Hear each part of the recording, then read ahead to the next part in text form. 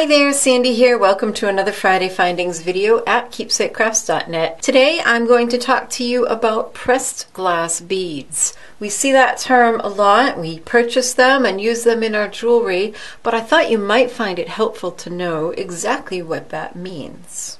So we love to use glass beads in our jewelry making, and here I have a few examples of glass beads. Now you can find them in basically two different types. You'll find them mass-produced, like these ones here, or you'll find them individually made by artists. Now, any glass bead starts with glass. And these are glass rods, and you can tell that some of these I have used. I did use to make lampwork beads, and I miss doing it. I hope to do it again someday. But all of your beads start with these rods of glass, and they come thicker or thinner. And the way that I would create a glass bead is I would start with one of these. This is a stainless steel mandrel, and you can build your bead anywhere you want on it. You have to put a release on it, which is a kind of a clay coating that will allow your beads to come off the mandrel once you've finished with it. Otherwise, it's stuck on there permanently. Now, as a lampwork artist, if I were to make a pressed glass bead, and I have made some, I would use a tool such as this one.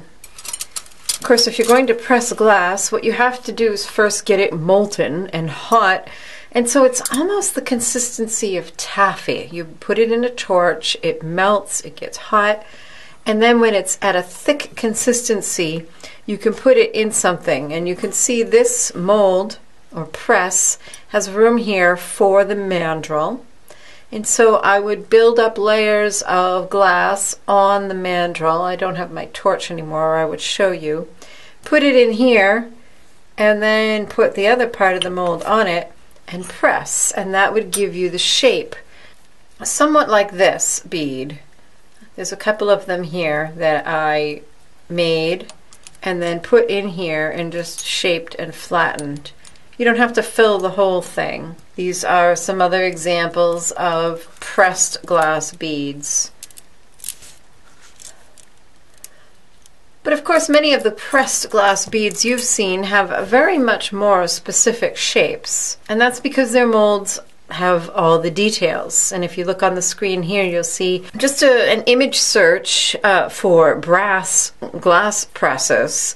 And you'll see that they come in all different shapes, leaves and stars and hearts and flowers, with all of the detail in the mold that gets pressed into the glass. And that is how these beads are made here. These are mass-produced, so the glass would be melted in some kind of a crucible container, and then it would be fed through in a long strip into a machine that would repeatedly press out pieces. In fact, I have a great video for you. If you go to my blog post, I have a link to a video that Potomac Bead Company did of a tour of a bead factory. You can see even these ones have the little veins pressed in.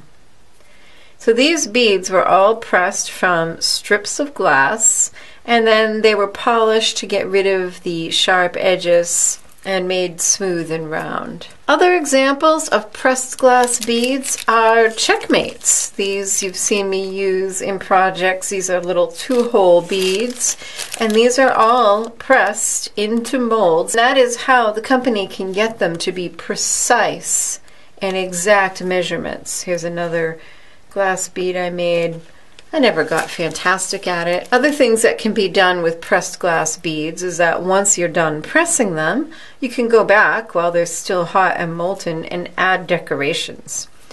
These are some of my first attempts. This is a fantastic example of lamp working by Shannon Vickers at Blue Blazes Lampwork, where she pressed her glass into this flattened round shape.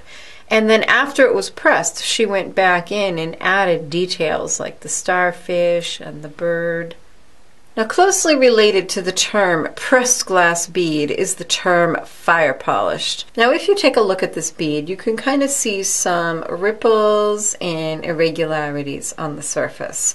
Those are called chill marks, and that happens when I take a molten glob of glass and press it in here and flatten it out, the brass, the metal, absorbs the heat very rapidly from the surface of the glass, and it causes those ripply chill marks.